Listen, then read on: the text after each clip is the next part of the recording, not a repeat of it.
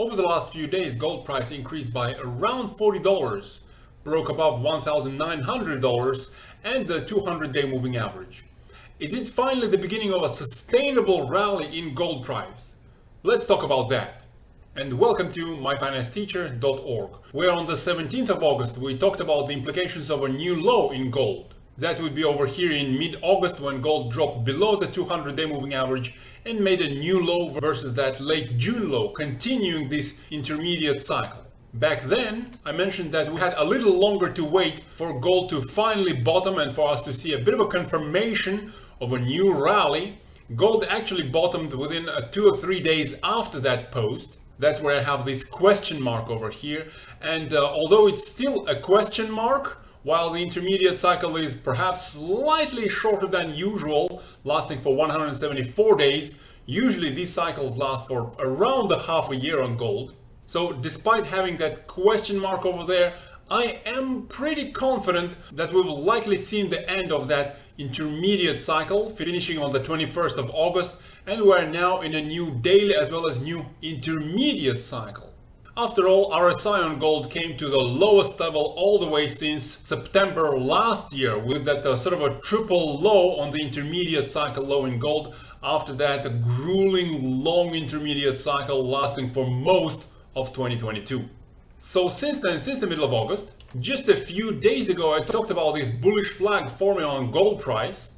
It's a little bit easier to see if you switch to the 4-hour chart, but basically together with the members we increased our allocation to SLV, GDX, GDXJ over here when gold price was retesting that break above the 200-day moving average.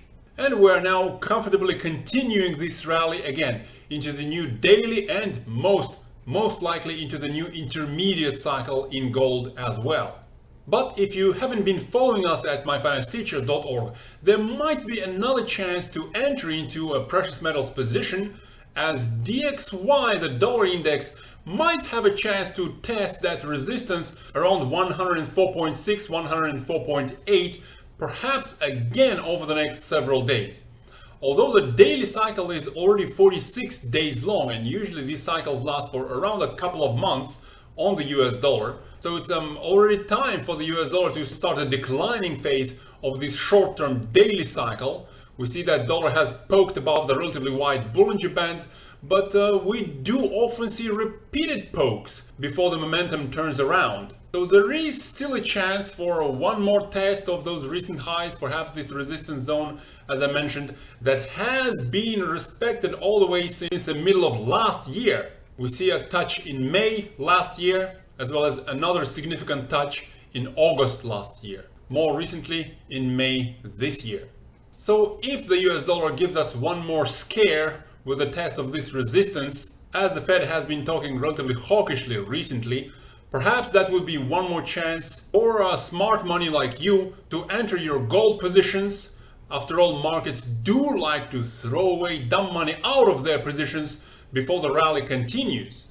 And continue it would. After all, the US dollar is, again as I mentioned, pretty late in its daily cycle, and it should start the declining phase relatively soon.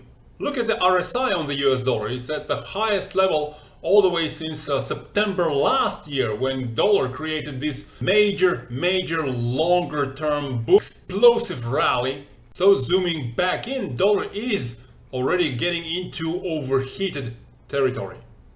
As for the gold optimism index, we were discussing this low in late June, mentioning that while a drop in optimism just below 50 might be enough for an intermediate cycle low, after all we've seen this happening all through 2020 and 2021, we also mentioned that an entry would be less risky with optimism much closer to 40 rather than 50.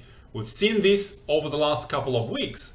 Hence, as I mentioned, the notion of an intermediate cycle low being just behind us is that much more likely. And with popular demand comparing performance of gold to silver, while gold is still below its 50-day moving average, silver is already leading higher, leaving that 50-day moving average far behind before forming this same bull flag, which, by the way, it's about to break out from. So a high low in silver in mid-August and its lead in breaking above the moving averages is also a positive sign for the next many weeks as the intermediate cycle continues its rally. with, of course, relatively short-term wiggles, which might, as I mentioned, provide you with that additional buying opportunity if you hadn't been following us at myfinanceteacher.org. That is all for now. Have a terrific Tuesday. Bye-bye.